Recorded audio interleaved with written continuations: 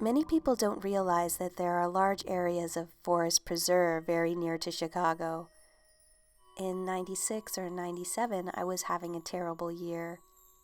I was in my last year of college. My father had died suddenly in a boating accident, and I was in an abusive relationship. My pride demands I tell you that it was not physical abuse, but nonetheless, it was bad. With my dad gone, I had no protector physically or financially. I couldn't just leave. I was determined to finish school, and as an only child, I had my mom to look after. Though not disabled in the traditional sense, she had spent her formative years in a tuberculosis ward in war-torn Germany. My delicate mom never fully recovered, physically or emotionally. There's something about truly dark times that can really galvanize a person. Many odd things occurred in those 2 years, but the one thing that stands out above the rest was the time I saw a fairy. I'd always wanted to see a fairy. It was my childhood obsession. I was Tinkerbell for Halloween, built them little homes in my backyard, was always careful not to step on leaves, just in case a fairy lay sleeping underneath. Every day I would fantasize about fairies. Every night I hoped to dream of them. I did, but only once. When I heard from somewhere, since we didn't attend church, that if you ask for something in the name of God, you will get it, my 10-year-old self ardently prayed to see a fairy. Every single time I was around water, I would stare into the stream, river, water feature, or what have you, and imagine a fairy community thriving and going about their own business. There was something about the water, the sound and the movement, which absolutely mesmerized me. I grew up. I never saw a fairy. It seemed my parents had been right all along. Fairies, ghosts, Santa, witches, magic, none of it was real. At least, that's what I had come to believe. As I said, back then I was in an unhealthy relationship. But the one thing this person and I did together, which I enjoyed, was taking my 200-pound Rottweiler into the deep woods every weekend. He was a good dog and did not need to be on a leash. He loved to swim, loved the water. I remember he'd jump in lakes with no afterthought and paddle back and forth, determined that today was his day to finally catch a duck. He never did. This day we ventured off from a road near the intersection of 95th Street and LaGrange Road in Willow Springs. The closest main street was closed to traffic for repairs. It was very quiet, eerie when one is accustomed to the annoying but comforting sound of cars. The area was hilly, dark even at midday, and at best had only dappled light. The night before, it had rained heavily. 2 fast-moving, nearly formed runoffs poured into a creek below. I walked alone with my dog up a bike path and found 2 morels. I was very excited to find the mushrooms. I put them in my shoulder bag. I wasn't exactly out there to forage in the woods, but I remember thinking they were an unusual find. Not seeing any more, and with the incline getting progressively treacherous with mud and debris, my dog and I turned to retreat back down the path. Near to the intersection of the 2 runoffs were several descending pools of water, each feeding into the one below it, and a felled tree. The pools of water were clear. I remember I could see the flagstone rock at the bottom of some of them. At the top of one pool, just at the point where it poured into the next, stood what I can only describe as a fairy. Or I should say her, it felt like a her. Her defining characteristic was that she was a glowing neon blue, electric, illuminated, bright, almost a cyan blue. She was about 6 inches tall. I could not see her features per se. I could not make out a face, limbs, wings, etc., but I can say she appeared to me as a thin paisley shape, narrowing at the bottom. The moment I saw her, she dove into the shallow pool below her with a little splash and was gone. That would have been the end of it, except my water-loving dog saw her too. I think it was the splash that triggered him. He went in after her, paws clasped in the way cats do when they pounce on a laser pointer. There was a huge splash of water. Then nothing. Despite my love of fairies as a child, my rational mind made me investigate. I suspected I'd find a Rice Krispie wrapper someone had tossed in the woods. It was the exact same color as the thing I saw. Though dim, I rationalized that light might have hit it just right and made it appear to glow. I moved my enthusiastic dog aside and looked, really looked, dug around in the now mucky water. I looked further down the stream path, nothing. No garbage, nothing blue, nothing shiny, and certainly nothing that glowed internally. I think I knew what I had seen was a fairy. I just wanted to rule out anything else. I'm still glad I did. I wasn't crazy. I saw this thing, and it saw me, and then reacted with the physical evidence of a splash. If he could have talked, I know my dog would have backed me up on this. My inner 10-year-old thought, "Ha! God finally came through on that promise. I knew it. If fairies are real, what else is real?" I went home a different person. My life started to turn around after that. Slowly, surely, things got better. Much better. I got out of my bad relationship, my grades improved, and I was able to give my mom the support she needed. I've only been back to that spot once in all the years since. It was late summer and the creek beds were dry. I didn't see the fairy again, but I don't think moments like that are meant to happen twice. Now and then, I meet someone who's on the verge of giving up on all that is magical and mysterious in this world, and I tell them this story. I think a little hope goes a long way. It sure did for me. For everyone else, skeptical friends or people who really just don't understand, if they ever ask me about the time I saw a fairy, I say, she was there, and then she was gone.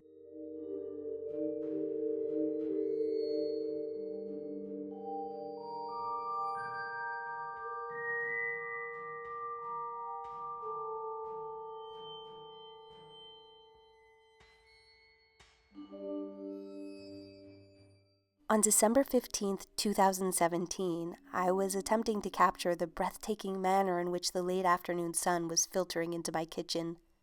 The rays appeared golden and solid from certain angles. I took a minute or two of video with my iPhone, and then later on, while looking at it, I noticed some strange golden zippy things flying around. These zippies were completely invisible to the naked eye during the half hour or so of playing with the sunlight. I have since come to know they are called flying rods, akin to orbs, but less boring in my opinion. And even though there's not much info on them, you can find a couple of YouTube videos with them in it. As I looked at my video, I became more and more convinced that these were not mosquitoes or flies or moths. At one point, you can even see a huge fat one, compared to the others, like a bumblebee of light, glide across the floor. When it reaches the cabinets, it then pretty much disappears, becomes almost invisible while doing a smooth U-turn. I don't know of any fireflies that behave like that or can become transparent after showing their round and fat light-bulbed bottoms. In a word, these were not bugs. As I was regaling someone I trust completely who has some second sight abilities with the story of my discovery and showing him the best of the kitchen zippy shots, he kept smiling a strange little smile. Finally, I was like, "What? Why do you have that weird gloating expression on your face? You think I'm being silly?" He just kept on smiling his "I know something you don't" smile, and then said, "I thought I told you you had fairies around your apartment." Great as he is, he's not above humoring me. And maybe he was, but I like the idea that I caught some fairies dancing around in my kitchen. I tried again months later. Maybe I had the music on too loud, or they were needed elsewhere. Or maybe once they realize you're looking for them, they hide. I did see a few, but nothing like that first time.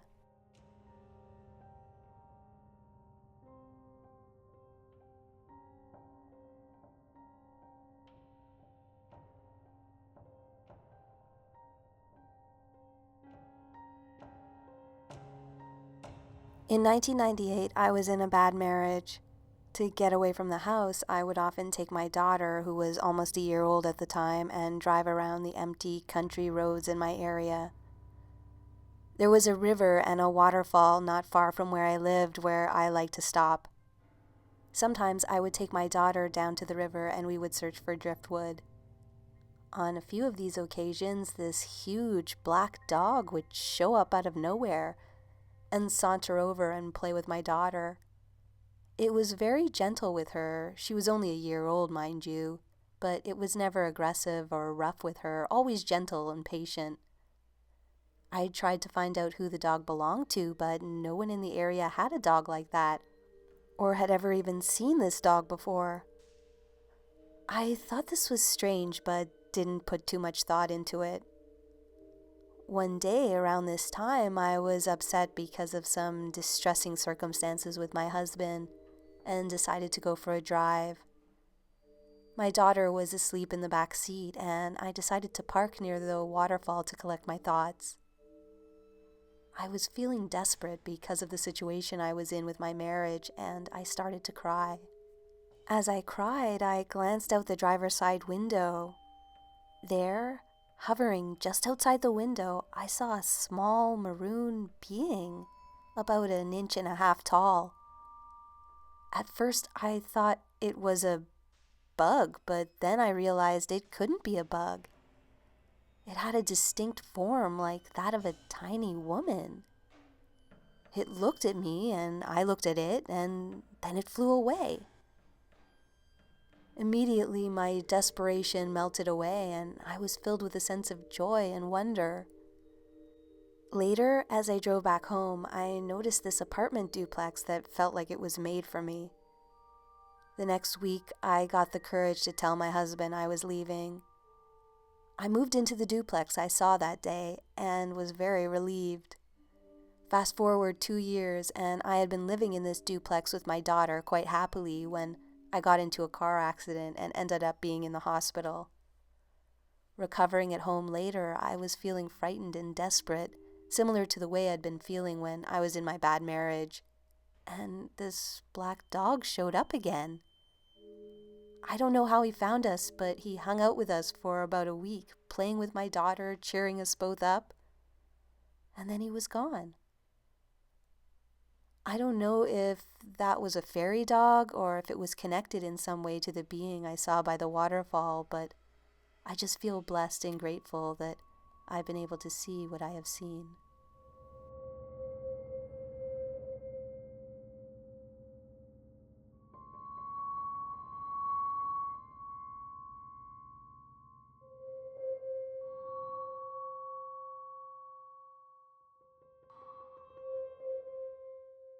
I'm a crafty person.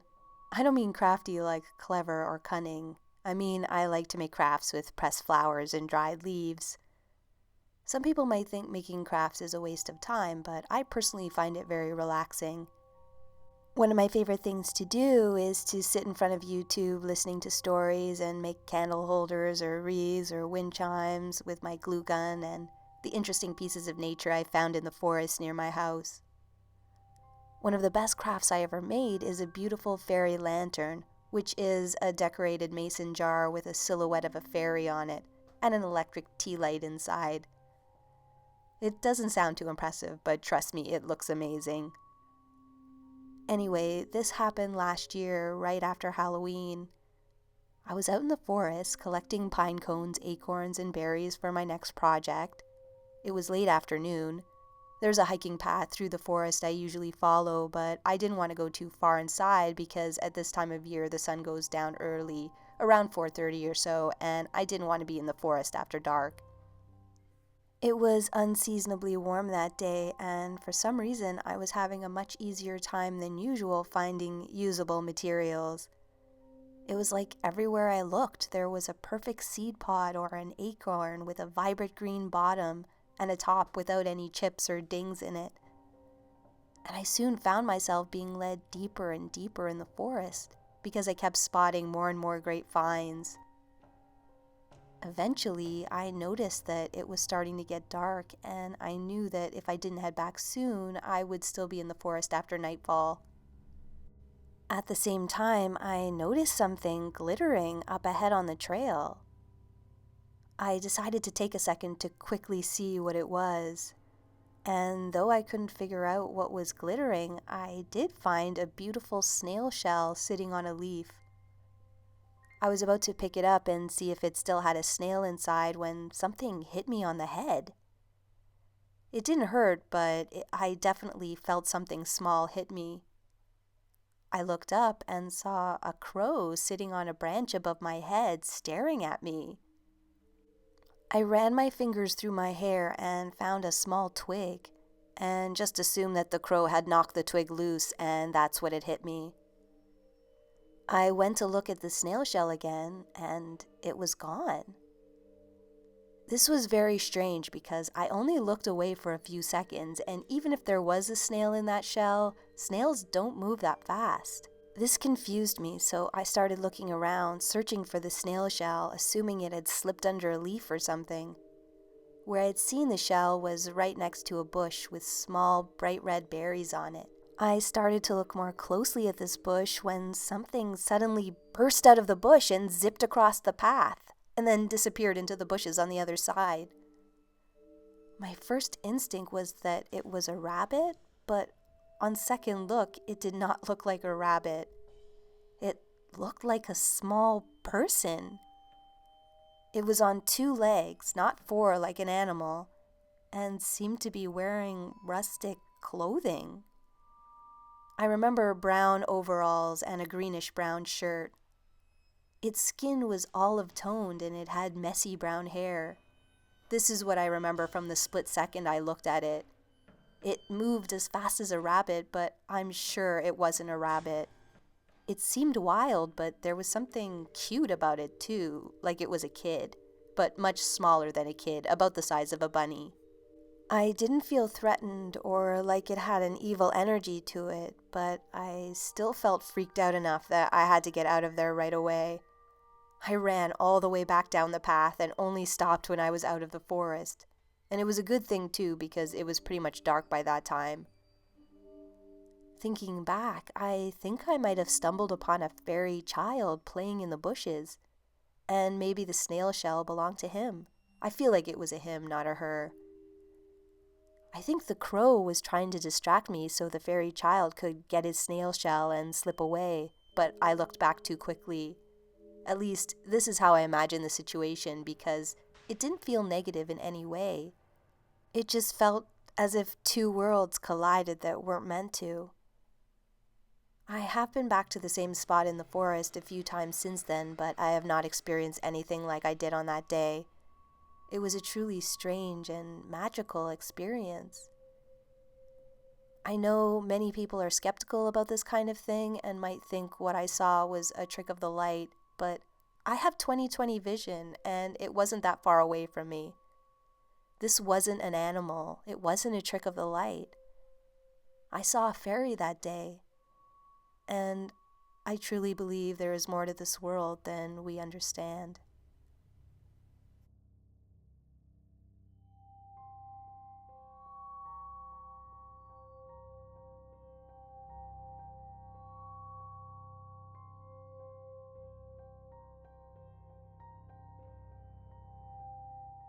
To begin, my name is Eddie, and I'm a 37-year-old man. I'm a practitioner of Tibetan Buddhism. The reason for me telling you this will soon become relevant.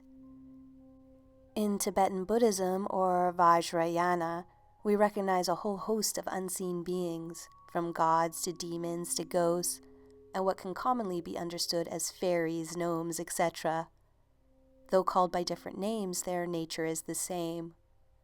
We also have innumerable meditational deities and Buddhas that form the basis of our practice.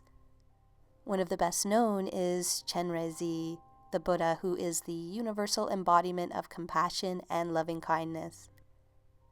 Now, with a little bit of backstory out of the way, on to my fairy encounter. This was a dream I had a few years ago, but it stays with me and I remember it often. In the dream, I was with some friends, one of whom was also a Buddhist practitioner. We found ourselves walking through a thick forest along a path. Suddenly, a band of what I can only describe as gnomes or dwarves, some type of fae folk, joined us on the path. If you've ever seen the movie Legend with Tom Cruise and Mia Sara, the dwarves in that movie were dressed exactly like the dwarves in this dream. Same height, same exaggerated features. They were dancing and drinking and generally having a good time. They invited us back to their house, and we followed. The house was your classic fairy tale house with a chimney, moss growing along the outside, etc. It just had a very distinct fairy house feel, if that makes any sense. Anyways, we walk inside, and immediately I realize I'm walking into their world. The dwarves were dancing, laughing, feasting, and drinking. They offer and encourage us to partake. What was strange is that it wasn't the act of drinking that was intoxicating, it was the general air and energy of the room. The more they laughed and danced, the more the energy of everything had an intoxicating effect. It was like everyone I came with, except for myself and my Buddhist friend, became incredibly drunk just by being in that house. They danced and my friends started falling on the ground, delirious and intoxicated. I remember looking upon one of the walls and there was this large painting. The painting was of this regal king-like figure who I'm told was their elven king. What was strange about the picture was that the picture was alive. The elven king was watching me from within the frame, and it was incredibly unnerving. I felt the house starting to have an effect on me. I looked over at my Buddhist friend. She was sitting in the lotus posture of deep meditation with eyes half closed. She was totally unaffected by the room's intoxicating vibe. At this point, I decided I needed a little assistance, so I started reciting the mantra of Chenrezig. At the very moment I recited the mantra, Om Mani Padme Hum, the music, dancing, and revelry all stopped at once. All eyes looked at me, and one of the dwarves grabs me and says, "No, don't call him. His energy saturates everything. We're just trying to have a good time." At that moment, I think to myself, well, who am I to spoil a party? No one's getting hurt. So at that, I stopped reciting the mantra and the party continued. I then woke up.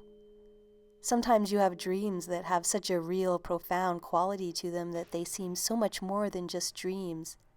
This was one of those dreams. My second fae folk experience occurred while my wife and I were on our honeymoon in Iceland. We married in November of 2017 and left for our honeymoon in late December. We spent New Year's Eve in Reykjavik and hit the road in our rented four-wheel drive on New Year's Day for our much-anticipated Icelandic road trip. It was winter, so the roads were icy, but not too icy. They were manageable, and the weather was cold, but nothing terrible as far as hazardous road conditions go. We rode Icelandic horses through a lava field early in the day and spent the rest of the day traveling the ring road in complete awe of the fierce majesty that is Iceland. Dotted along the road were little houses for fairies, or Huldu folk as the locals call them. We joked and said, "Wouldn't it be amazing if we encountered real-life fairies?" And we giggled like kids. This is something we had talked about often as we prepared and were on the trip. Well, as we were driving to a little fishing village to stay for the night, the weather took a turn for the worse. It was so bad the only road to our hotel was completely shut down. We knew that Iceland could be dangerous, but that was part of the allure. A hint of danger is what turns a vacation into an adventure, we told ourselves. The wind was so strong that night that it was literally moving our car as we were parked on the side of the road. I called the hotel and told them the road was closed and asked for an alternative route. The woman on the phone kind of laughed and said, "My dear, there is only one road in Iceland to get to our village. You will have to turn around." The thought of sleeping in our car was not an option, so I called the travel agency to ask for help booking another room. He was able to find us one, and after many confusing attempts at translating and trying to pronounce the name of the hotel to a slightly bewildered gas station attendant, we were pointed in the right direction, and off we went. As we pulled up to the entrance, there was a really big sign with a picture of an exploding volcano with the hotel's name saying, "Welcome." Wow, we thought to ourselves, this is crazy. As we ascend to the cabin, which is literally located on the side of this volcano, we laughed to ourselves that, of course, of all the crazy things to happen, we'd get stuck sleeping on a volcano. I got the keys to our room, and I asked the innkeeper, "Is this the volcano, the one that erupted in 2010 and shut down Europe?" He laughed and said, Yeah, this is a Fjetlajökull's volcano. Still active, haha. Oh man, I thought to myself, this is one for the books. Anyway, we settled in and relaxed a little and started drinking some beer. The place seemed pretty strange. It had an eerie quality, like we were being watched.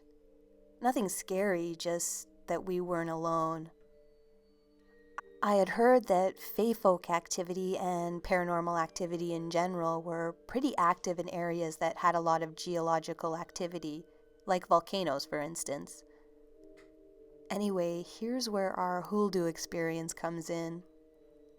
We're laughing and having a good time, and then my wife plugs the phone charger into the wall. As soon as she does this and steps away, the charger flies out of the wall. This wasn't like the socket was loose and it fell out. We watched as this charger was yanked out of the wall and landed on the bed a few feet away. I get a thrill out of paranormal stuff like this, and I'm strangely comfortable with it. So we laughed and said, "Well, must have been those fairies that the Icelanders talk about." No sooner had I said that my beer was knocked over. This wasn't one of us accidentally hitting the table and doing it. My beer was intentionally knocked over, as if by some unseen hand. Mind you, I had had a couple beers, but I wasn't intoxicated by any means.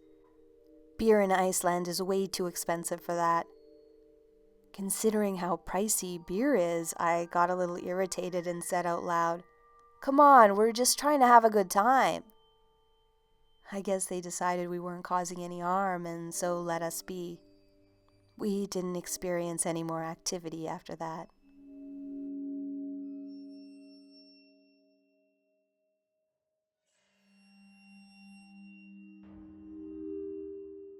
Thanks for watching, and special thanks to the subscribers who submitted their stories for this one. If my voice is a bit off in places this time, it's because I'm just getting over a virus. Sorry about that. I lost my voice completely for almost a week, and it finally came back, but it's not fully back. Special thanks, as always, to my supporters on Patreon who are really helping to keep this channel going. If you like this content and want to support it on Patreon, there's a link in the description below. And even small amounts like $1 are incredibly helpful in supporting this channel. I'm always looking for true fairy encounter stories, so please send them in if you have them. My email is in the description. As always, please like, share, comment, and subscribe if you're new. Those are great ways to support the channel as well. And until next time, this has been a visit from your Scary Fairy Godmother.